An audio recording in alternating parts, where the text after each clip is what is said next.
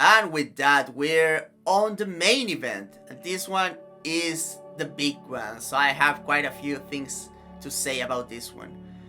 But we have former lightweight champion Charles the Bronx Oliveira against former featherweight champion Ilia Topuria for the vacant, undisputed lightweight UFC title.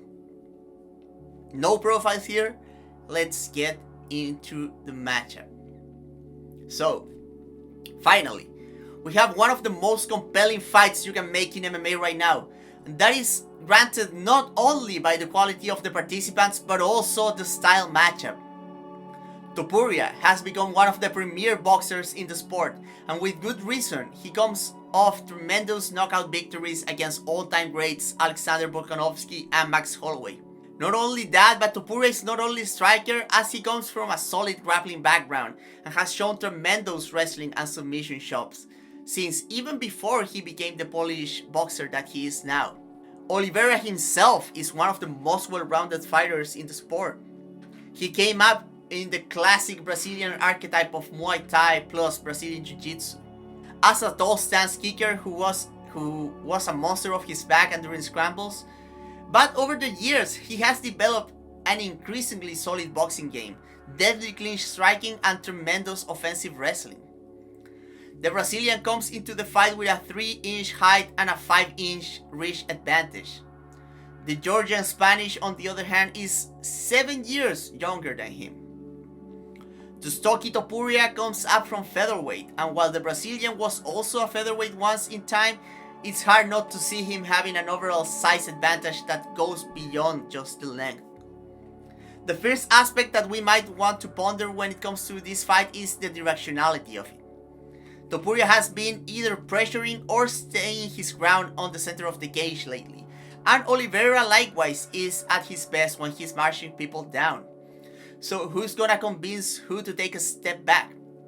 It may play in a number of ways. Topuria has a very solid jab that he has increasingly been mixing with hard calf kicks to compete at range. Oliveira, on the other hand, will poke with jabs and also long snap kicks to the body, and his kicking arsenal will look to deter the head movement of Topuria. If anything, the toolset of Oliveira should push Topuria into pressuring harder, as he doesn't want to find himself at the end of Oliveira's kicking onslaught and leaping into range. Oliveira, for his part, has been convinced to take a step backwards, usually either by big punchers like Dustin Poirier or by superior wrestlers like Sarukian. Unless he gets caught by something big at neutral space bout where Oliveira has the initiative, I feel is the best case scenario for him. If he makes Topuria back up, he can track him with his kicks and his long left hook, and if Topuria is forced to leap into range, he might welcome him with clinches and knees. In my opinion, Topuria would be better off keeping Oliveira on his toes, walking forwards but picking his spots to close the distance.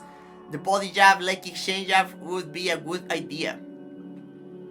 Oliveira is good at defending kicks though, and kicking and showing knees might make Topuria abstain from changing levels to attack the body liberally.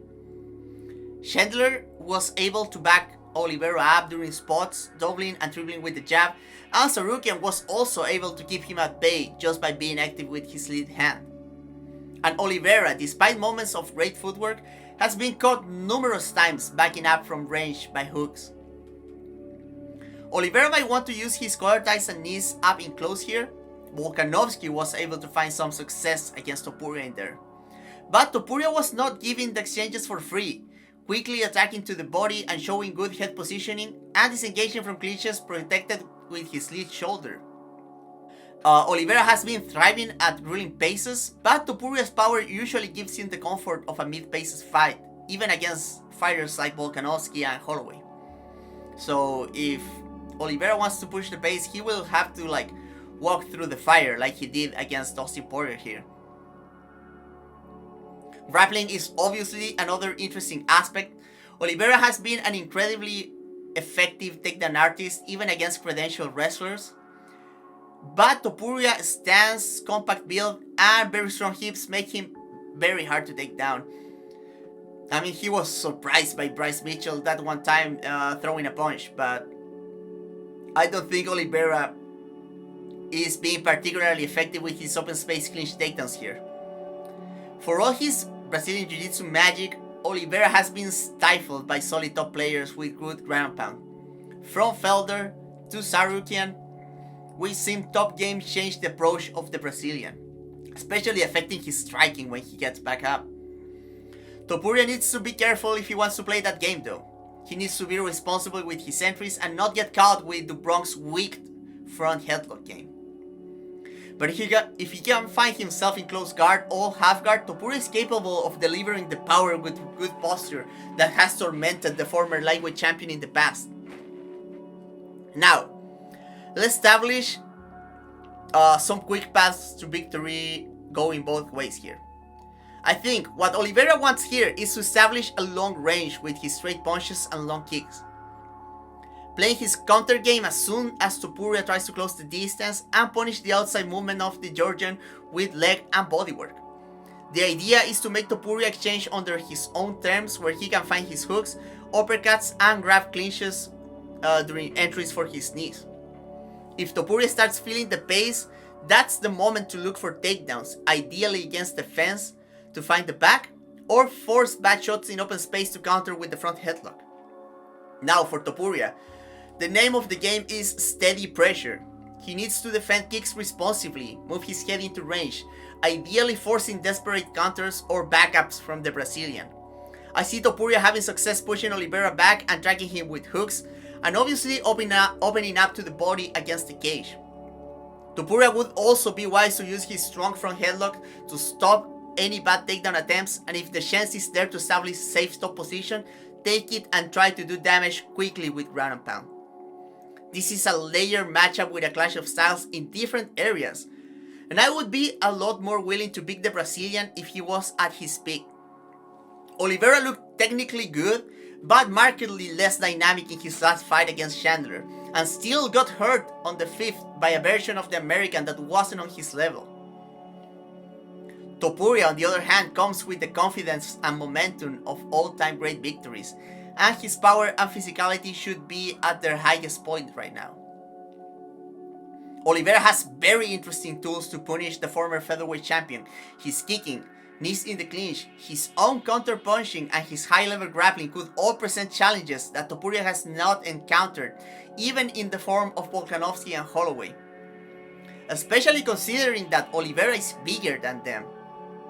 But I think the age tips the scale in favor of the Spaniard here, as Oliveira's reactions and ability to take hits, plus his lack of comfort in fights where he doesn't hold a grappling advantage, got more apparent in years. And I'm not saying here that Topuria is the better grappler, but I think that Topuria is probably capable of just staying on top of Oliveira without getting immediately submitted. Oliveira obviously has the ability to create scrambles against any opponent. We saw that against even Sarukian, who is very heavy from top position. But I think that Oliveira loses a lot on the feet when he feels like the takedowns are bad for him. We saw that against Sarukian, we saw that against Islam Makhachev. Oliveira loses a lot of the recklessness, he starts taking steps back, and his defense is not as good when moving back. Also, he will be dealing with the huge power of Topuria, and Oliveira has been hurt. Not long ago, we saw Islam Makhachev hurt him on the feet. Dustin Poirier, Justin Gaethje. And he has been hurt in ways that Topuria is very capable of. The ways that Oliveira usually gets hurt. Backing out of range. He gets hurt to the left side when he tries to shoulder roll a right hand. Topuria excellent at putting the left hook behind the right hand. And also to his right side when he tries to counter with the right hand, with his own right hand inside the pocket. We saw that against Dustin Poirier, and he got him with the right hook over the top when Oliveira was squared, and he had the high guard up in that exchange. So yeah, I think it's that. I cannot trust Oliveira to just like do again what he did against Dustin Poirier and just walk through the fire. Especially because even though he was doing like fantastic work in that fight with the knees, with the counter uppercuts, like Oliveira was looking very, very good on the feet, but he was still losing the damage battle early. He was putting money in the bank with the bodywork for sure, but he was getting hurt very, very often in that fight. And if it weren't for takedowns, like who knows? I'm not saying that Dustin Poirier would have won on the feet, but to me it looked like that. Like obviously you gotta account that Oliveira was doing bad damage to the body, and maybe that was going to tip the scale in his favor eventually. But he had to find those takedowns, and I think he will have to hurt Topuria a lot more to find set takedowns in this situation. Topuria looks solid. His kicking defense has looked very solid against Volkanovski, and Holloway marked improvement since he got his head kicked by Jai Herbert in his short notice lightweight bout back then. So obviously as I said, like Oliveira has the tools, but seeing tape, I saw some stuff that I like from Topuria. Topuria can look sketchy moving back. If you put him on his toes, his defense is not that great. He likes open space. He likes like being close to the center of the octagon to have his movement, to move his head freely. But he has shown some good stuff to deal with that. We saw like very responsible high guard against Volkanovski, and then we saw like the ability to like load his weight back and get like lighter on his lead leg, and get into a taller stance that is better to defend kicks against Holloway. I thought that the vulnerabilities inside the clinch too. Like Topuria surprised me watching tape. He's solid inside the clinch. He blocks knees. He goes hard to the body. When he disengages, he's not very exposed. He hides behind his lead shoulder of choice very well. He's not like there to be killed by a big elbow or a big knee very easily during exits. And we saw like that takedown against Max Holloway. Like he's strong, he's powerful. We usually do not see people taking down Max Holloway like that. He has he can stay safe from top position and land ground and pound. So yeah, I feel at the end of the day is that as compelling as this fight is, I feel like Oliveira at this age this turns into like from a very close matchup that could go either way depending on a few tactics.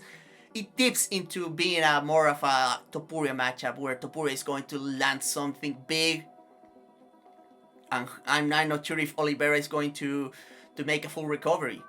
And another thing is that I feel like Topuria is going to follow Oliveira to the ground in case of a knockdown with a lot more confidence than Dustin Poirier or Justin Gaethje.